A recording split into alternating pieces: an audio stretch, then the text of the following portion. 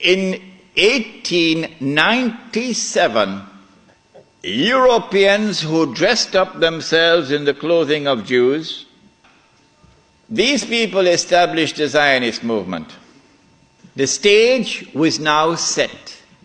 The countdown has begun for the Jews to strike. After waiting for almost 2,000 years, they are now ready to strike, to achieve their long-held objective of bringing back the Golden Age.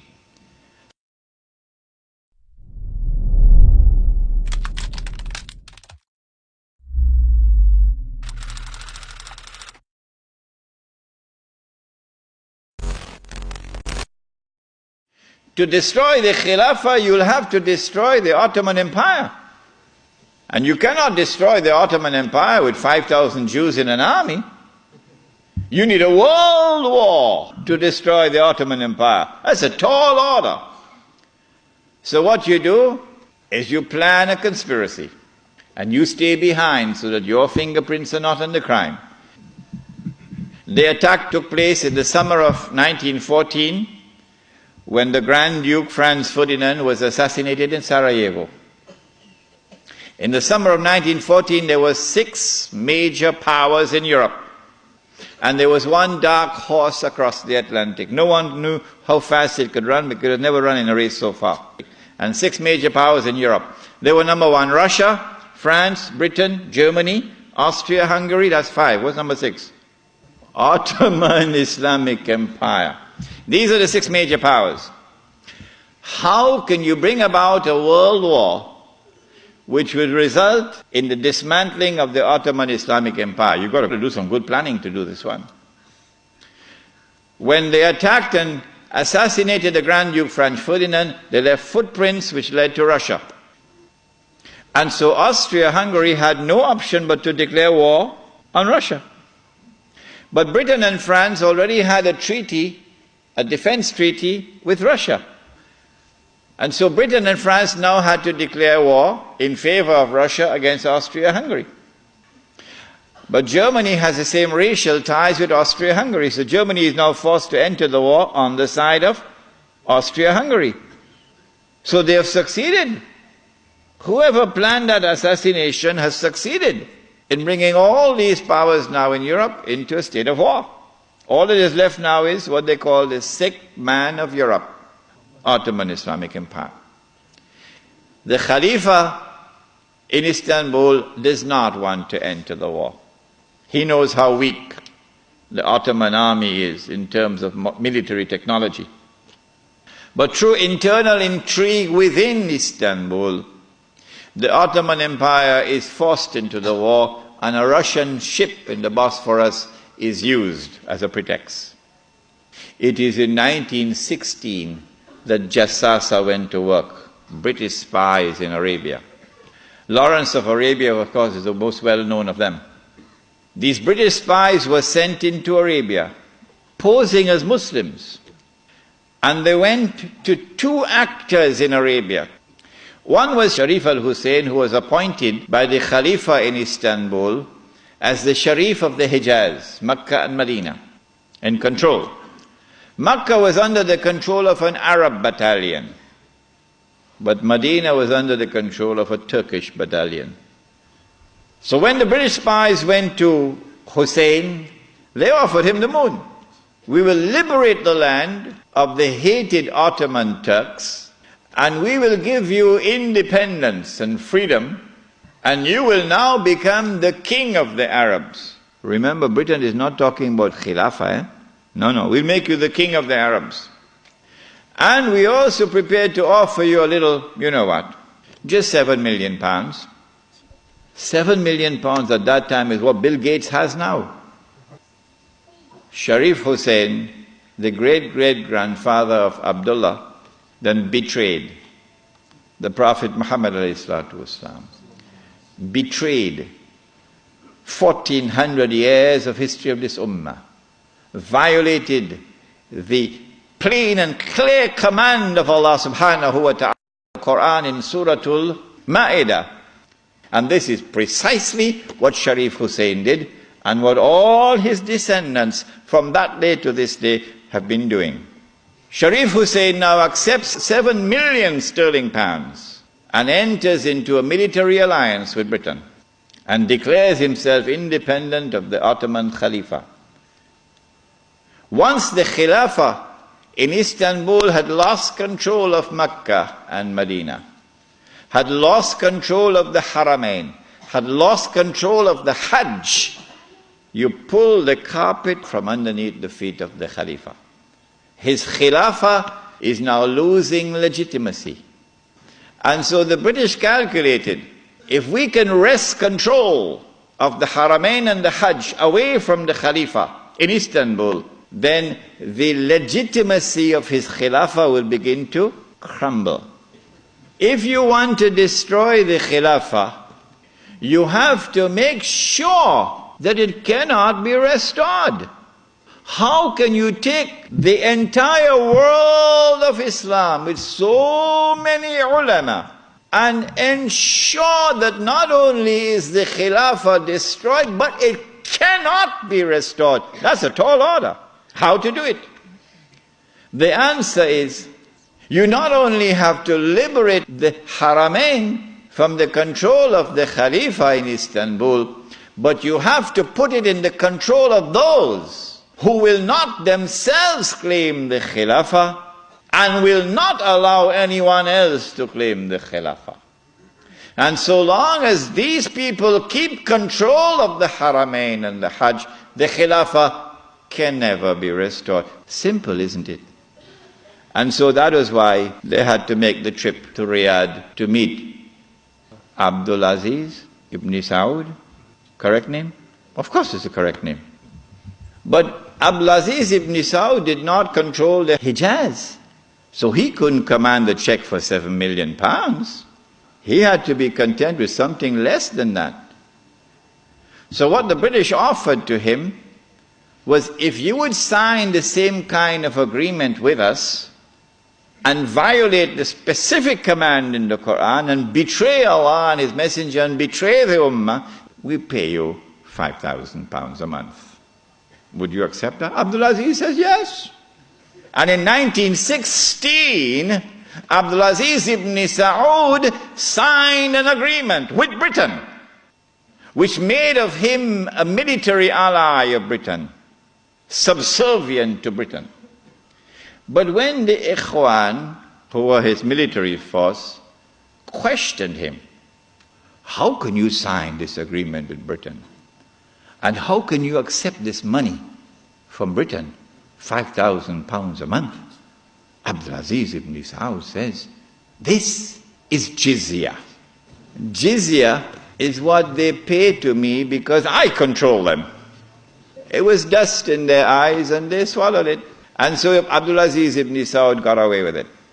By 1919, the Ottoman Empire was in shambles, falling apart. And a British army under General Allenby, with many Arabs and Punjabi Muslims fighting faithfully under his control, attacked the Turkish garrison which was defending Jerusalem, defeated it, and liberated the Holy Land. This was a joyous day for the Jews, because now the countdown is really moving forward and the golden age is coming back. In the same 1919, when the Ottoman Empire is collapsing and it is losing all its non-Turkish possessions, all the Arab parts of the Ottoman Empire are falling away, the Greek army now invades the Turkish mainland, Anatolia. And the Turkish people now have a tremendous fright in their hearts because the Greeks hate them with a PhD in hatred.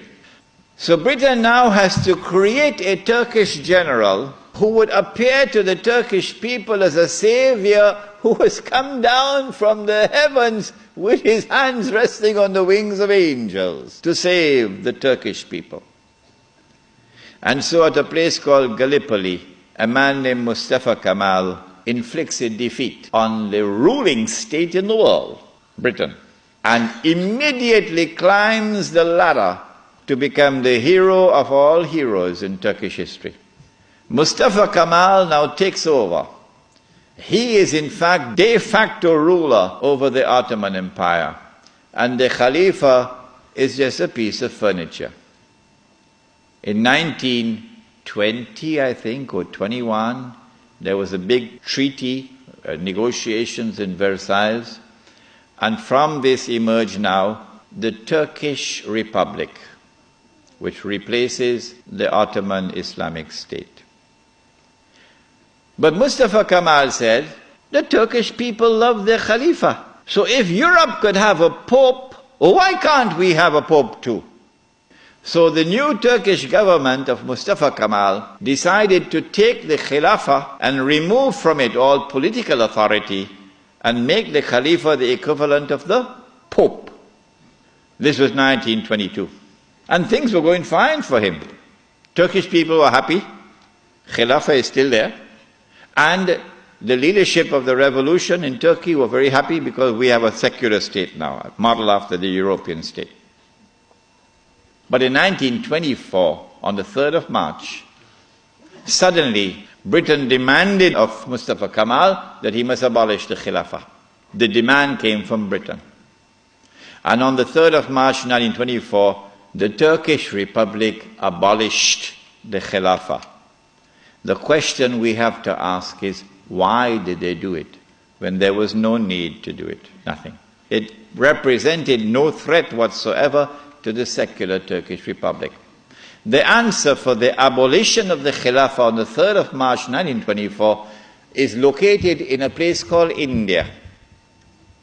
When the attack on the Khilafah was taking place in the 1916, 17, 18 period, then Indian ulama, at that time the Indian Muslim community was one of the most influential Muslim communities in the world. And the Indian Muslim community was led by leaders who knew Islam and lived Islam.